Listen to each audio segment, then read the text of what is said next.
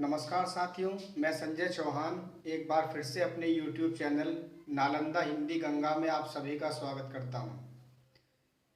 साथियों, आज हमारा टॉपिक है प्रयत्न।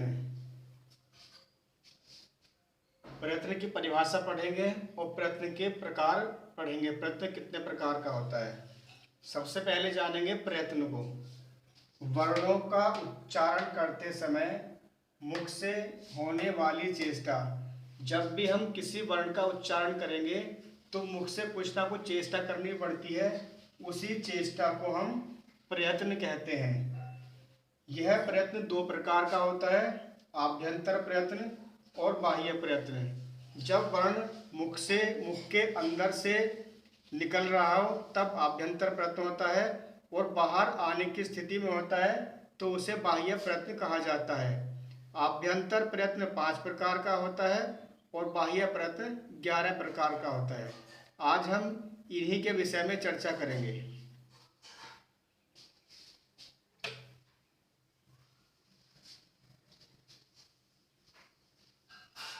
साथ साथ में आप नोट भी कर सकते हैं।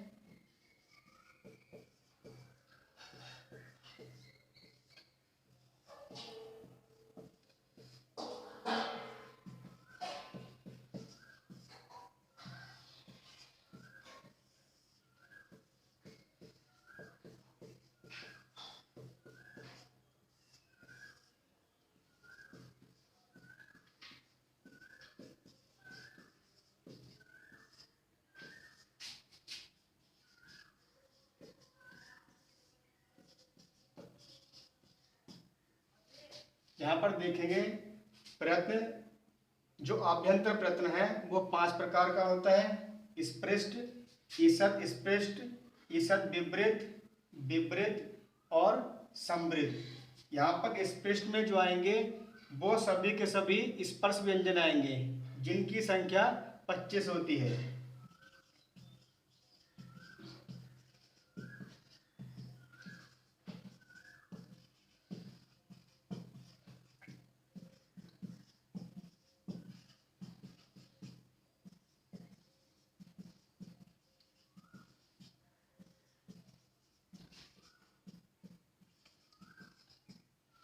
अब इसमें सभी के सभी अंतःस्थ व्यंजन आएंगे।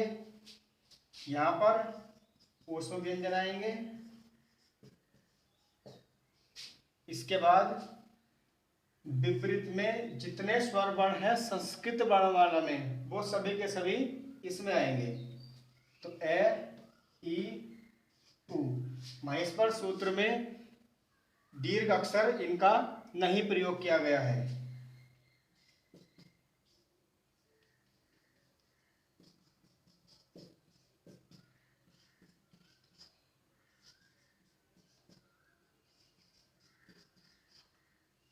तीन, 2, 5 और 3, 8। यहाँ पर एक अक्षर बचा हुआ है नृ। तो संस्कृत में जो महेश्वर सूत्र है उसमें कुल 9 स्वर वर्ण होते हैं, वो सभी के सभी विवृत में आएंगे। ए, ई, उ, ऋ, ऋ, ए, ऐ, ओ, औ। इनकी कुल संख्या 9 होगी। 3, 4, 5, 6, 7, 8 और 9। यहाँ पर आएगा ह्रस्व ए केवल प्रयोग की दशा में। अब यहां से परीक्षाओं में सबसे पहले प्रश्न बनेगा, प्रयत्न किसे कहते हैं? वर्णों का उच्चारण करते समय मुख से होने वाली चेष्टा प्रयत्न कहलाती है। प्रयत्न कितने प्रकार का होता है? प्रयत्न 2 प्रकार का होता है, आभ्यंतर प्रयत्न और बाह्य प्रयत्न। इसके बाद आभ्यंतर प्रयत्न कितने प्रकार का होता है? वो 5 प्रकार का होता है। साथ ही साथ विकल्प में इस प्रकार से भी रख सकते हैं, 3 विकल्प ये भी आ सकते हैं और एक विकल्प इसमें विवार रख सकते हैं। क्योंकि विवार एक बाह्य प्रयत्न होता है, इसलिए इसका सही उत्तर बन जाएगा विवार। अगर पूछा जाता है कि इनमें से कौन सा आभ्यंतर प्रयत्न नहीं है तो इसका उत्तर होगा विवार। इसलिए आपको आभ्यंतर प्रयत्नों के नाम भी याद करने हैं और बाह्य प्रयत्नों के नाम भी याद करने हैं। आभ्यंतर 5 प्रकार के होंगे, स्पृष्ट, ईषद स्पृष्ट, ईषद विवृत, विपरीत और समृद्ध। अब इसमें इस प्रकार से पूछ सकते हैं सवाल, मान लीजिए ले, वे, है और यह, इनमें से कौन सा स्पृष्ट ईसत स्पृष्ट नहीं है? तो इसमें से यह भी है, वह भी है, ले भी है, क्योंकि है आएगा ईसत विपरीत में, तो इसका उत्तर बन जाएगा है। तो ध्यान रखें, इस प्रकार से भी हो सकते हैं, कौन सा आभ्यंतर प्रश्न है या कौन सा बाह्य प्रश्न है, या इसके अंतर्गत जो अक्षर आते हैं वह अक्षर किस प्रकार के प्रश्न के अंतर्गत आएंगे, इस प्रकार का सवाल भी यहाँ से बन सकता है। तो आपको यहाँ से दोनों ही प्रकार के सवाल याद करके चल रहे हैं जो परीक्षा में आपके लिए अति उपयोगी होंगे। इसके बाद हम पढ़ेंगे आपके लिए जो बाह्य प्रश्न हैं वो 11 प्रकार के होते हैं। आपने शायद ये नोट कर लिए होंगे, इसलिए अपना अगला टॉपिक शुरू करते हैं जो बाह्य प्रश्न का होगा।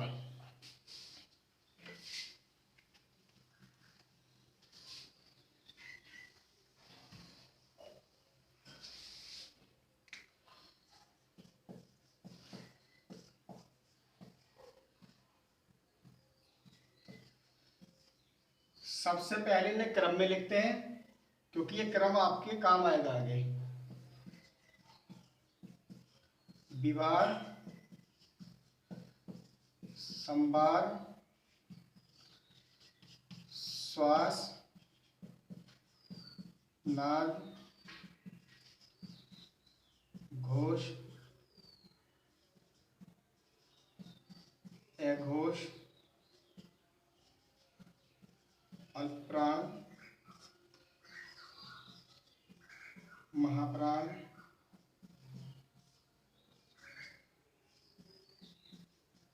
उदात्त,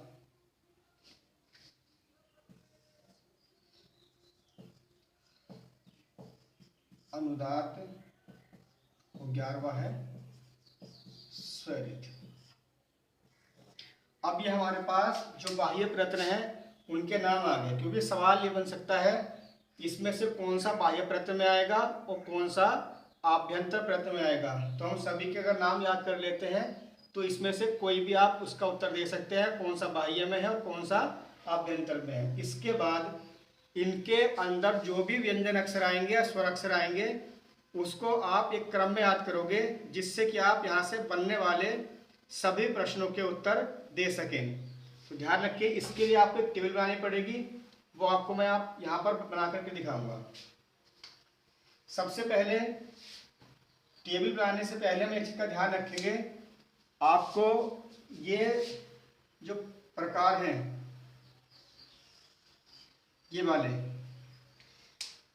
ये प्रकार आपको पढ़ने जरूरी है। और ध्यान रखेंगे क्योंकि अगर मैं आपके ये सभी प्रयत्न इसी वीडियो में पढ़ा देता हूँ तो वीडियो अधिक लंबी हो सकती है, इसलिए मैं आज आपको इनके चारों के बारे में बता करके अपनी अगली वीडियो में एक पूरी टेबल आपको इसके सामने बनवा करके दिखा दूंगा। तो अभी हम पहले बात करते हैं यहाँ से लेकर के यहाँ तक की, घोष, अघोष, अल्पप्राण और महाप्राण। सबसे पहले बात करेंगे अल्पप्राण की और महाप्राण की। प्राण का अर्थ यहाँ पर है प्राण वायु से। जिन अक्षरों को बोलने में कम मात्रा में प्राण वायु का प्रयोग होता है वे अल्पप्राण कहलाते हैं, और जिन अक्षरों को बोलने में अधिक वायु का प्रयोग होता है वो महाप्राण कहलाते हैं। अब इसको याद करने का तरीका है, या तो आप इस प्रकार से याद करें, जैसे आपका कोई भी वर्ग है, हर एक वर्ग में 5 अक्षर होते हैं, तो पहले, तीसरे और पांचवें अर्थात ये वाले अक्षर अल्पप्राण है और दूसरे और चौथे अक्षर महाप्राण है।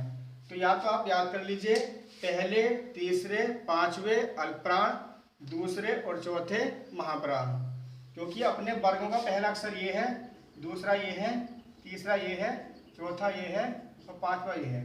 प्रत्येक वर्ग, चाहे मान लीजिए च वर्ग हो, च, छ, ज, झ और ये ट, ठ, ड, ढ, ण, त, थ, द, ध, प, फ, ब, भ, न। पर देखेंगे पहले पहले सभी अक्षर, ये तीसरे सभी अक्षर, ये और पांचवें सभी अक्षर, ये सभी के सभी अल्पप्राण होंगे और वर्गों के दूसरे, हर एक वर्ग के दूसरे दूसरे अक्षर और हर एक वर्ग के चौथे चौथे अक्षर, ये सभी के सभी महाप्राण होंगे। तो आप इस प्रकार से याद कर सकते हैं। अगर किसी वजह से आप ये चीज़ भूल जाते हैं तो इसको हम इस प्रकार से भी याद कर सकते हैं। आपको बनाना है एक W और ये जो है आपको नीचे समाप्त ना करके इसको आपको ऊपर तक ले जाना है। इस प्रकार से आप बनाएंगे। अब कोई सा भी वर्ग आप लिखेंगे इसमें, चाहे वो क वर्ग हो, च वर्ग हो, ट वर्ग हो, त वर्ग हो, प वर्ग हो, कोई सा भी एक वर्ग लिखेंगे और क्रम से अक्षर लिखते जाएंगे कि जहाँ भी बीच में आपको अक्षर नहीं लिखना है, जहाँ भी कोई ना कोई मोड़ होगा वहीं पर आपको अक्षर लिखना है। इसके ठीक बाद ये दिशा यहाँ से मुड़ी तो आप यहाँ पर लिखोगे ख, फिर यहाँ पहुँचे, यहाँ से यहाँ मुड़ रहे हैं तो यहाँ पर लिखोगे आप ग, फिर यहाँ से यहाँ मुड़ोगे, यहाँ लिखोगे ग और यहाँ बचेगा आपका ण। अर्थात जहाँ भी मोड़ होगा और शुरू का और अंतिम पॉइंट होगा वहाँ पर आपको अक्षर लिखने हैं। लेकिन ध्यान रखेंगे ये सभी अक्षर आपको एक क्रम में लिखने हैं। ऐसा नहीं कि क को आपने यहाँ लिखा और यहाँ पर आपने घ लिख दिया, क के बाद फिर ख आएगा, फिर ग आएगा, फिर घ आएगा और फिर ये ण आएगा।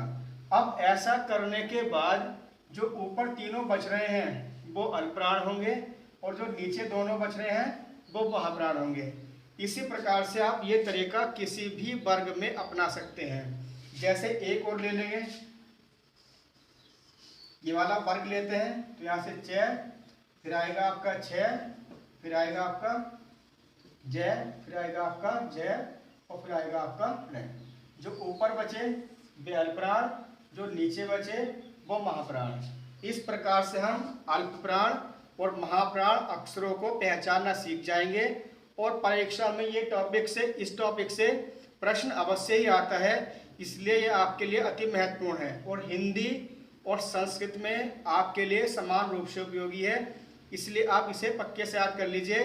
ये TET, C TET, super TET या अदर टेट, साथ ही जितनी भी हिंदी की परीक्षाएं होंगी या संस्कृत की परीक्षाएं होंगी, चाहे वो नेट हो, चाहे वो आपका टीजीटी हो, चाहे पीजीटी हो, चाहे बीडीओ हो, चाहे आपका एसआई हो, पुलिस हो, जिस परीक्षा में हिंदी या संस्कृत ग्रामर आएगी उन परीक्षाओं में इस टॉपिक के सवाल अवश्य ही पूछा जाता है। अब बात करते हैं घोष और अघोष की। तो इसको भी हम घोष और अघोष को, जैसे हमने कोई वर्ग लिखा, लिखने के बाद आप सारे वर्ग उतार सकते हैं। एक बात समझ लीजिए और सभी वर्ग में अप्लाई हो जाएगी। पहले और दूसरे अक्षर तथा बाद के तीनों अक्षर, शुरू के जो दोनों अक्षर होंगे वो अघोष होंगे और बाद के तीनों अक्षर जो होंगे वो घोष होंगे। ठीक है, इतना करने के बाद अब यहाँ पर कभी कभी हम ये भूल जाते हैं कि शुरू वाले घोष थे या बाद वाले घोष थे, शुरू वाले अघोष थे या शुरू वाले सघोष थे। घोष को हम सघोष भी कह सकते हैं। अघोष अपने आप में अलग है और सघोष और घोष एक ही बात है। अब जब हम ये भूल जाएं कि शुरू वाले पद या शुरू वाले अक्षर जो हैं वो अघोष थे या सघोष थे, ऐसी स्थिति में आपको एक बात ध्यान में डालनी है कि वर्णमाला का प्रारंभ अ अक्षर से होता है, इसीलिए शुरू वाले अघोष ही होंगे क्योंकि अघोष में अ आ चुका है। ये तरीका आपको जब ही अपनाना है जब आप इस बात को भूल जाओ कि शुरू वाले सघोष थे या शुरू वाले अघोष थे। तो ध्यान रखें अघोष में शुरुआत इससे ऐसे होती है और वर्णमाला का प्रारंभ भी ऐसे होता है। तो वर्गों के जो प्रारंभिक दोनों अक्षर हैं वो दोनों अक्षर होंगे अघोष और जो बाद के तीनों बचे वे कौन से होंगे, वे सघोष। इस प्रकार से आप कभी भी नहीं भूलोगे कि शुरू वाले सघोष थे या शुरू वाले अघोष थे। अब अगर आप ऐसे भी भूल जाते हो तो इस माध्यम से भी हम अघोष और सघोष को याद कर लेंगे। अब देखते हैं इसे भी क्रम में लिखना है कि ख, ग, घ और र। अब पिछली बार हमने ऊपर नीचे के गोल किए थे, इस बार हमें दाएं बाएं के गोल करने हैं, क्योंकि इसमें शुरू वाले ये 2 गोल होंगे और बाद वाले 2 गोल होंगे। तो शुरू वाले ए घोष बताए थे मैंने आपको या से घोष। अगर आप भूल जाओ तो ध्यान रखो, ए घोष में ए आता है और वर्णमाला का प्रारंभ भी ए अक्षर से होता है, इसलिए शुरू वाले कौन से हुए? निश्चित रूप से ए घोष हुए। ठीक है, और ये बाद के तीनों कौन से होंगे? ये से घोष, जिसे हम घोष भी कह सकते हैं। तो इसी माध्यम से आप अल्पप्राण और महाप्राण सीख जाओगे और इसी माध्यम से आप ए घोष और से घोष सीख जाओगे। अब जो अगली मैं वीडियो बनाऊंगा उसमें बाह्य प्रयत्न के जितने भी प्रकार होंगे, सभी प्रकार के आपको यहाँ पर मैं एक टेबल बनवा दूंगा, उसमें आप अच्छे से उसे सीख सकते हैं। और ये भी ध्यान रखें, अगर आपने अल्पप्राण, महाप्राण, ए घोष और से घोष को याद कर लिया तो समझो जितने भी आपके प्रयत्न हैं आप उनको लगभग याद कर चुके हैं। ठीक है, अब अगली वीडियो मैं आपको जल्दी बनाऊंगा। अगर आपको मेरे द्वारा बनाई गई यह वीडियो अच्छी लगती है तो आप इसे अधिक से अधिक मात्रा में लाइक करें, शेयर करें और सब्सक्राइब करें।